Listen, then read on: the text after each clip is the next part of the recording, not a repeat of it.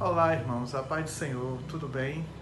Vamos aqui juntos em alguns minutinhos estudar mais uma lição da nossa escola bíblica dominical. Conto com vocês até o final, hein? Um detalhe importante: estou começando esse canal, preciso de inscritos, então por favor, se inscreve aí nesse canal, tá certo? Passemos ao estudo da nossa lição, a lição 5, Libertos do pecado para uma nova vida em Cristo. O texto áureo nos diz: Mas Deus, que é riquíssimo em misericórdia, pelo seu muito amor com que nos amou, estando nós ainda mortos em nossas ofensas, nos vivificou juntamente com Cristo. Já a verdade prática nos diz: a vocação do crente inclui a herança de preciosas riquezas conferidas aos eleitos pela grandeza do poder de Deus. Daqui a pouco a gente comenta isso, né? Passemos a leitura bíblica em classe, se acha na Epístola aos Efésios, capítulo 2, versículos do 1 ao 10.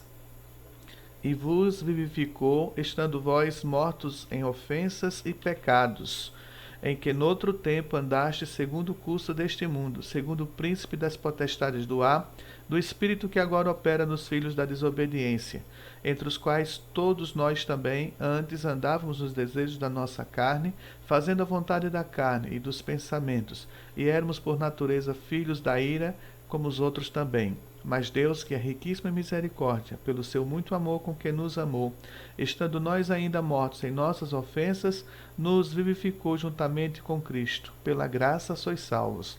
E nos ressuscitou juntamente com Ele, e nos fez assentar nos lugares celestiais em Cristo Jesus, para mostrar nos séculos vindouros as abundantes riquezas da sua graça, pela sua benignidade para conosco, em Cristo Jesus. Porque pela graça sois salvos, por meio da fé. E isso não vem de vós, é dom de Deus. Não vem das obras para que ninguém se glorie, porque somos feitura sua, criados em Cristo Jesus, para as boas obras, as quais Deus preparou para que andássemos nelas. Bom, pela introdução, nós vemos que a presente seção da Epístola aos Efésios apresenta relevantes aspectos doutrinários da salvação.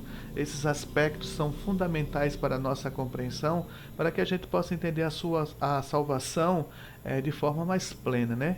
O apóstolo descreve a libertação dos pecados como um favor imerecido dado por Deus aos salvos. Daqui a pouco a gente comenta isso, né? A fim de que eles desfrutassem de uma nova vida em Cristo.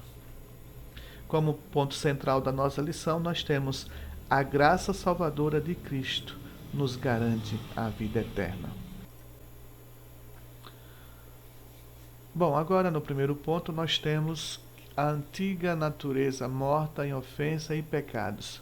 Nós vemos o apóstolo Paulo lembrar-nos que antes que nós passássemos pelo processo da regeneração, nós estávamos mortos em nossas ofensas, pecados e, consequentemente, por natureza, éramos filhos da ira, né? Bom, no primeiro ponto do primeiro tópico, nós temos sobre a nossa condição anterior. Pelo que nós já vimos na introdução, inclusive, né? A nossa condição anterior era justamente de mortos em ofensas e pecado. É interessante observar que a palavra ofensa vem do grego paraptoma e tem o sentido de passo em falso e de forma deliberada, né? Quer dizer, que nós demos um passo em falso em nossas vidas de forma consciente. Existe o termo também para pecado, que é amartia, e esse termo descreve como aquele que erra o alvo. Então, em vista disso, o homem, em sua natureza decaída, é diagnosticado como morto, né? Morto espiritualmente, ainda que esteja vivo fisicamente, mas ele está morto espiritualmente, porque essa é a sua real condição por estar sem Deus. Bom, o conceito sugere justamente a morte moral e espiritual que foi provocada por conta do pecado. O pecado separa o homem de Deus. Então é como se ele se tornasse inerte. A natureza pecaminosa consegue vencê-lo e aí ele não consegue ouvir a voz de Deus. Por isso que a gente diz que ele é considerado morto, porque ele não consegue reagir de maneira nenhuma. Bom, no segundo ponto, nós vamos ver como o apóstolo Paulo fala da má conduta, falando das nossas ofensas e pecados, ele fala da má conduta, né, que nós tínhamos no passado. Ela é descrita por meio da metáfora do ato de andar. Refere-se justamente às atitudes erradas que nós adotávamos em nossa vida anterior, né, antes da regeneração. Dando continuidade, nós temos aqui o 2.1. O apóstolo Paulo fala que andávamos segundo o curso deste mundo, ou seja, segundo os costumes que eram praticados, né? Que ainda são praticados pelo mundo hoje. Imoralidade, que inclusive essa imoralidade está revestida ou transvestida de nova moralidade, né? Então não existe mais nada imoral. Então essa era essa nossa condição anterior, antes da regeneração. O furto, muita gente estava envolvida e hoje muita gente que ainda não passou pelo processo da regeneração envolvida no furto, na mentira, mente de forma indiscriminada.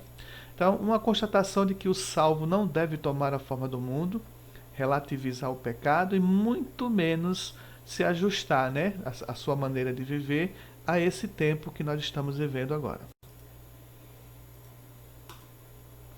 No 2.2, nós temos andastes, né? Segundo o príncipe da potestade do ar. Esse príncipe da potestade do ar, que o apóstolo Paulo fala aqui, é uma alusão a Satanás, que ele tem autoridade sobre os poderes do mal. Isso indica que os agentes malignos têm a capacidade de influenciar os homens. Então, quantos homens estão tomando decisões hoje influenciados justamente pelo maligno, né? Até mesmo governantes, pessoas de autoridade, tomam decisões pecaminosas influenciados pelo diabo. A maneira de resolver isso é se encher do Espírito Santo. Isso é possível por meio da regeneração. O apóstolo Paulo ainda fala mais adiante, alertando sobre a nossa luta contra tais seres do mal. Eles são poderosos, sim, mas a gente não precisa se preocupar, porque Deus exaltou a Cristo acima de todos eles. Então, eles estão sob a autoridade de Cristo. Deus não se mostra apenas misericordioso, mas abundante em misericórdia. Aliás, a palavra de Deus nos diz que as misericórdias do Senhor são as causas de nós não sermos consumidos. E tem mais, elas se renovam a cada manhã. É motivo para glorificarmos o nome de Jesus. No 2.3, nós temos: andávamos fazendo a vontade da carne e do pensamento. Infelizmente, a carne, né, o nosso corpo, tem tendência para fazer o que é ruim, né? E isso é uma herança genética, podemos assim dizer, de Adão. Nós herdamos a natureza pecaminosa. Então, as pessoas têm tendência de fazer o que é ruim. E aqui se inclui os pensamentos pervertidos e até mesmo as práticas de todos os desejos desordenados da carne. É por isso que antes nós éramos considerados filhos da ira, como todo aquele que hoje ainda não tem passado pelo processo da regeneração, ainda é considerado filho da ira. E o que acontece ser filho da ira? Acontece que é desprovido do favor divino. Para que nós possamos alcançar e ser beneficiado pelo favor divino, precisamos passar pela regeneração. Paulo sublinha que essa era a nossa condição. Entretanto, aprove ao Pai nos eleger e nos predestinar para filhos de adoção. Nossa condição agora é outra. Saímos da posição de filhos da ira para filhos de adoção, justamente um dos assuntos que estudamos anteriormente. E como sinopse do nosso primeiro tópico, nós vemos que a nossa condição diante de Deus era caótica. Éramos escravos e estávamos condenados à perdição e morte eterna. Não se preocupe que nós vamos remediar essa situação no estudo do próximo tópico. Agora passemos ao estudo do segundo tópico, que é a solução do problema, né? Vivificados pela graça. Vamos ver aqui que foi um ato da bondade de Deus, da misericórdia de Deus. Nós estávamos mortos em nossos pecados. Isso vai mostrar realmente que a salvação é um dom imerecido da parte de Deus, porque Deus nos amou quando nós ainda estávamos mortos, ou seja, quando éramos considerados desobedientes à sua palavra, e foi lá que ele nos alcançou. Não foi depois que nós aceitamos, né? Passando para o primeiro ponto do segundo tópico, nós vamos ver como fomos alcançados pela misericórdia e pelo amor divino, né? Então, depois que Deus constatou a situação da humanidade, ou melhor, depois que o apóstolo Paulo constatou a situação, ele começa a descrever os atos divinos de amor e de misericórdia, que alteram o quadro caótico da raça humana. Então ele começa a descrever, a enumerar como foi que Deus resolveu esse problema, né? Ele começa com a conjunção adversativa, o apóstolo declara exultante, mas, essa é a conjunção, né? Deus é riquíssimo em misericórdia, pelo seu muito amor com que nos amou. Então, o ato de misericórdia implica compaixão e simpatia para com os indignos. A carta em estudo, que é a carta aos Efésios, ensina que ao prover à humanidade o meio de escape da merecida ira, quer dizer, a ira é merecida, a graça é merecida. Mas depois de prover esse meio de escape, Deus não se mostra apenas misericordioso, mas vai muito mais além, é abundante em misericórdia. Já falamos agora há pouco, as misericórdias do Senhor se renovam a cada manhã. E essa riquíssima misericórdia procede do seu muito amor com que nos amou. A Bíblia enfatiza que foi a magnitude desse amor que motivou a nossa salvação. Se Deus não tivesse amor, nós não seríamos salvos. Nós seríamos como muitos filmes mitológicos apresentam por aí, né?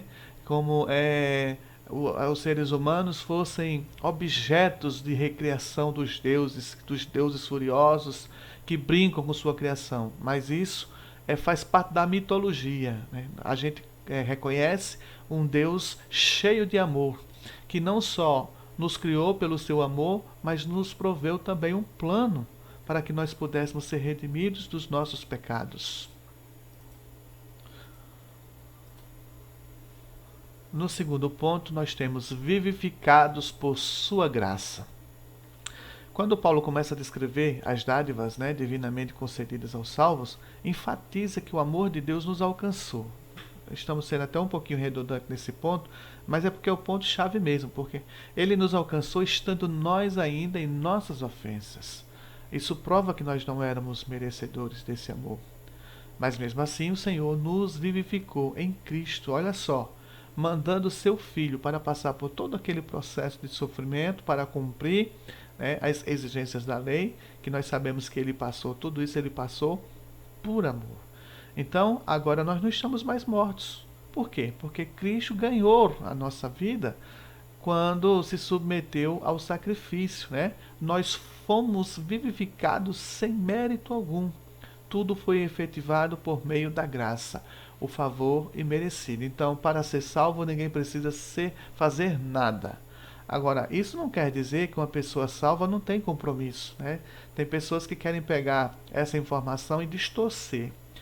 Não, de maneira nenhuma. Se nós fomos alcançados, nós fomos salvos pela graça, não fizemos nada para ser salvos, só Cristo pôde fazer. Agora, uma vez salvo, né, nós vamos nos comportar como tal.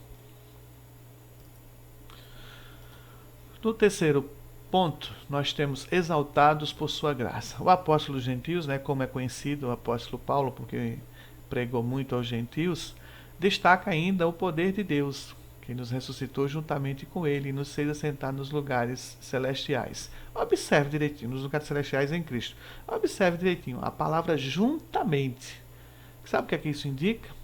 Indica que Deus concede ao homem os mesmos benefícios alcançados por Cristo, tais como a ressurreição, a vida eterna e o galardão nos céus. Ele não listou aqui, mas também no reino futuro de Cristo nós vamos reinar com ele. Nós passamos a ser co-herdeiros de Cristo. Co-herdeiro é aquele que herda com o outro. Então a gente herda com Cristo. Nós vamos herdar com Cristo as mesmas coisas que Cristo herdou. Assim, ao conceder tais bênçãos aos homens, Deus mostrou as abundantes riquezas da sua graça. Desse modo, ratificamos que a salvação e seus privilégios são conferidos pela imensurável graça de Deus, que é o favor divino e merecido. Então não há dúvida de que a salvação foi totalmente de graça, proporcionada pelo plano redentor de Deus. Não há como alguém se achar merecedor de alguma coisa. E como síntese do tópico 2, nós temos: o pecador passou da morte para a vida por meio da graça divina, concedida por obra da misericórdia e do grande amor de Deus. Agora passemos ao estudo do terceiro tópico, né? A salvação não vem das obras. Vamos deixar claro aqui. A salvação é por meio da fé. Para que as obras servem? As obras servem para garantir a salvação? Não, de maneira nenhuma. Paulo deixa claro que obras humanas não são suficientes para nós sermos salvos. Ele deixa claro que é pela graça que nós somos salvos por meio da fé. Agora, uma vez salvo, o crente vai praticar as boas obras. Vamos deixar claro isso aqui, né? Primeiro ponto nos diz graça como meio de salvação. Então, por que uma pessoa salva agora vai ter que produzir as obras? Porque a salvação inclui libertação da morte, da escravidão do pecado. Antes a pessoa vivia pecando porque era escrava do pecado, mas agora ela não é mais, porque ela foi salva por meio da graça. Então ela não tem por que andar pecando. E é salva também da ira vindoura, né? Ao mesmo tempo, permite ao salvo desfrutar de todas as bênçãos espirituais, sem reservas. É só você estudar a Bíblia Sagrada para conhecer e reconhecer essas bênçãos espirituais, né? A salvação é o livramento do poder da maldição, do pecado e da morte. Quer dizer, o pecado não tem mais poder sobre nós. Vamos falhar sim, porque nós somos humanos, porque a natureza pecaminosa ainda temos, nós ganhamos uma nova natureza, mas nós não perdemos a velha ainda. E aí, quando o homem espiritual, o regenerado, se distrai, a velha natureza entra em ação, por isso que a gente ainda peca. Mas não devemos viver na prática do pecado, né? Essa é uma bênção concedida por Deus a todos que recebem a Cristo como Salvador. Essa comunhão é restituída, né? A palavra graça, que é a tradução do grego charis, que significa favor e merecido. Então, essa palavra nos mostra que a iniciativa para tornar possível a salvação é da parte de Deus. Repito mais uma vez, talvez a gente esteja falando muito isso, mas é porque essa é a ideia-chave, né, desta lição de hoje. É por meio da graça que Deus ativa o livre-arbítrio e capacita o pecador para que responda com fé ao chamado do Evangelho. Tem pessoas lá fora até querendo fazer a vontade de Deus, mas pelo fato de ainda não terem nascido de novo, não conseguem. Mas a partir do momento que a gente aceita Cristo, que a gente nasce de novo, aí a gente ganha uma capacidade de responder com fé ao chamado do Evangelho. O ser humano continua sendo livre para escolher. Só que agora ele ganha mais forças para fazer a escolha certa. Deus em nenhum momento impõe sua vontade ao homem. Ele sempre vai escolher entre salvação e perdição, entre servir a Deus ou não, né? Entre estar com Cristo ou com o diabo. Sempre vai ser uma escolha do homem. Sua liberdade não foi eliminada e a graça pode ser resistida. Então, a pessoa que foi alcançada pela graça pode resistir à graça? Pode. Eu acho que ela não vai fazer isso, porque ela sente as maravilhas da graça. Mas que ela pode resistir? Pode. A fé deve ser considerada como a aceitação da obra realizada por Cristo em nosso favor. Ela é a resposta à graça de Deus através da qual recebemos a salvação. No segundo ponto, nós temos obras como evidência de salvação, confirmando aquilo que a gente vem dizendo, né? Uma vez salvo, a gente vai ter que evidenciar essa salvação. E qual é a melhor maneira? É externando-a, é por meio das obras, né? O apóstolo Paulo faz duas negações aqui para endossar a origem da salvação, né? Primeira, isso não vem de vós. Ele deixa claro aí, trata da salvação pela graça que provém de Deus. E qual é a segunda? Ele ratifica que a salvação não vem das obras. Ou seja, por mais que alguém tentasse fazer as obras para ser salvo, mas é como diz Tiago, capítulo 2, versículo 10, se alguém cumprir tudo, mas tropeçar num só ponto, é culpado. Imagine o cidadão mais honesto que existe no mundo, que existe na nossa nação, mas de repente ele tropeça em um artigo da lei. Por mais que ele tenha se esforçado em cumprir, mas ele tropeça. Então ele é culpado. Claro que a culpa não é do mesmo tamanho daquele que vive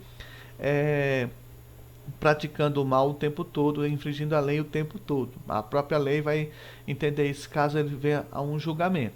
Mas ele desobedeceu. Se desobedeceu um tópico, é desobediente. E aí é desobediente como qualquer outro, certo? Então, por isso que por meio das obras, ninguém consegue se salvar.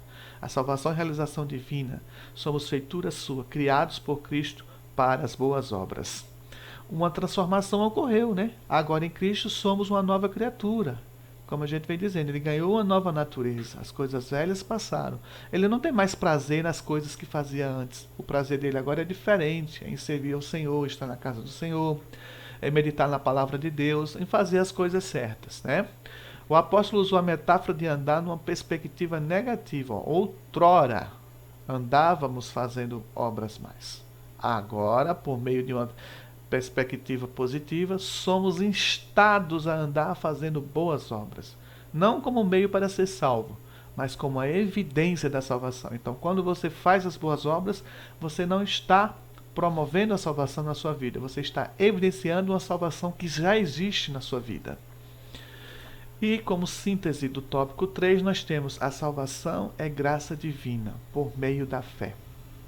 As obras não são o meio, mas o resultado da salvação. Então, não tente fazer obra para ser salvo, mas uma vez salvo, demonstre por meio das obras. Para concluirmos, antes da regeneração, nós éramos filhos da ira, condenados à perdição eterna. Mas aí o amor divino nos alcançou, né? Por meio da sua maravilhosa graça. Nos tornamos filhos por adoção. Essa gloriosa salvação nos foi concedida independente de nossas obras. A partir da salvação, passamos a praticar boas obras que glorificam a Deus, nosso Pai. Então, se você vê uma pessoa por aí que se considera salvo, mas que não tem as obras de um salvo, então é uma pessoa mentirosa, é uma pessoa que nunca foi alcançada, né? Um verdadeiro salvo vai ter que evidenciar isso por meio das suas obras. Repito, não quero dizer que a partir do momento da salvação nós nos tornaremos infalíveis. Não, de maneira nenhuma. Ainda vamos cometer nossas falhas. Mas isso é porque existe essa briga, né? Dentro de nós. O velho homem que ainda existe e o novo homem que nós adquirimos com o novo nascimento. Vamos alimentar o novo homem para que ele fique mais forte e vença essa luta contra o velho homem. Quando alguém deixa de meditar na palavra de Deus, deixa de orar, deixa de buscar mais a Deus, deixa de ir à igreja, ele vai se tornando frágil espiritualmente. Aí o velho homem vence, aí ele começa a praticar as obras de outrora. Mas se alimentarmos o novo homem, nós venceremos essa luta. Então eu peço que Deus continue te abençoando, como Ele sempre te abençoou. Amém.